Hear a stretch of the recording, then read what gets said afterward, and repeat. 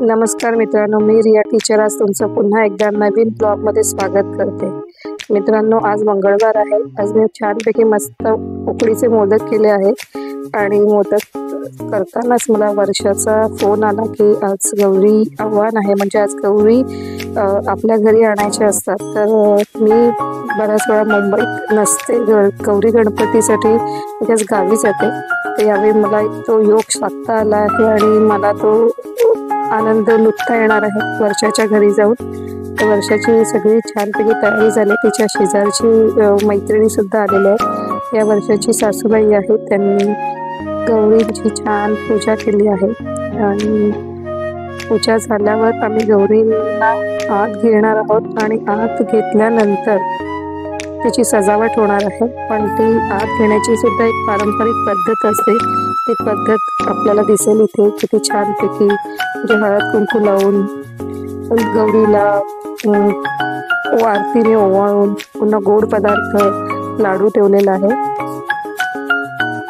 गौरीला आत आणताना गौरीचे पाऊल खुणा असं एक सोन्याच्या पावलाने गौर आली माहेराला, हे जे आहे ते गाणं तुम्ही बऱ्याचदा ऐकलं असेल। तर तसंच ह्या गाण्याच्या तालेवर आपण गौरीला आत घेतो आहे आणि गौरी घरात आणताना की घरात सुख शांती, समाधान, आनंद, भरभराटीचे पावलाने यावे अशी तिची सासू पाठीमागून गौरीला सांगत आम्ही आत येत आहोत।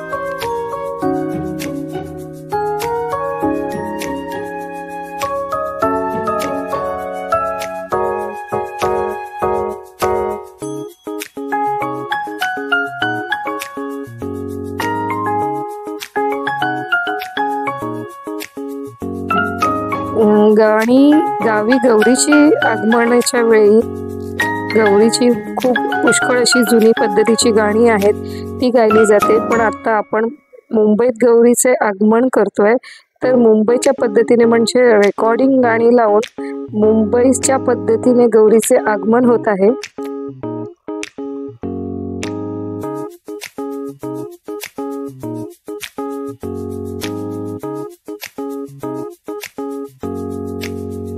सोनियाच्या पावलाने गौर आली माहेराला,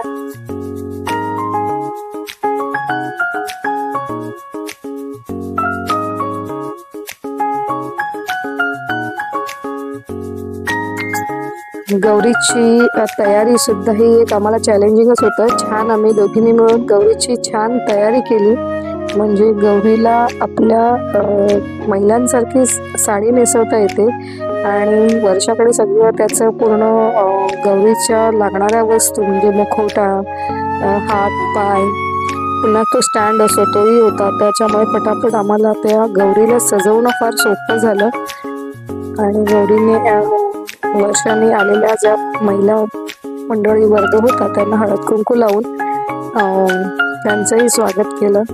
त्यांनाही गौरीची आगमनाची विधी पाहता आली।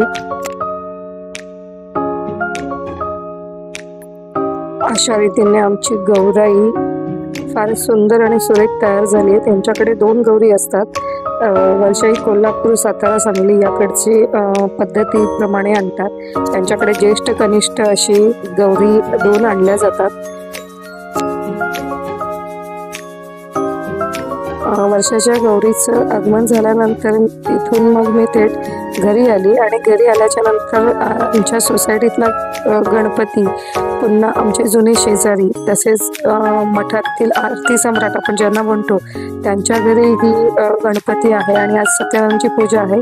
तर आज तिथे पण जायचं आहे। मग राजेशसोबत मी तिथे मठाच्या आरती सम्राटांकडे आली आहे आणि आल्याबरोबरच मठाच्या आरती सम्राट आपल्या दरवाज्यातच उभे होते। शिवाय त्यांची ज्येष्ठ कन्या तिन्हीही वेलकम अगदी जोरदार केलं की आणि आपल्याला वेलकम हाय करून वेलकम केलं आणि मग मी दर्शन घेतलं।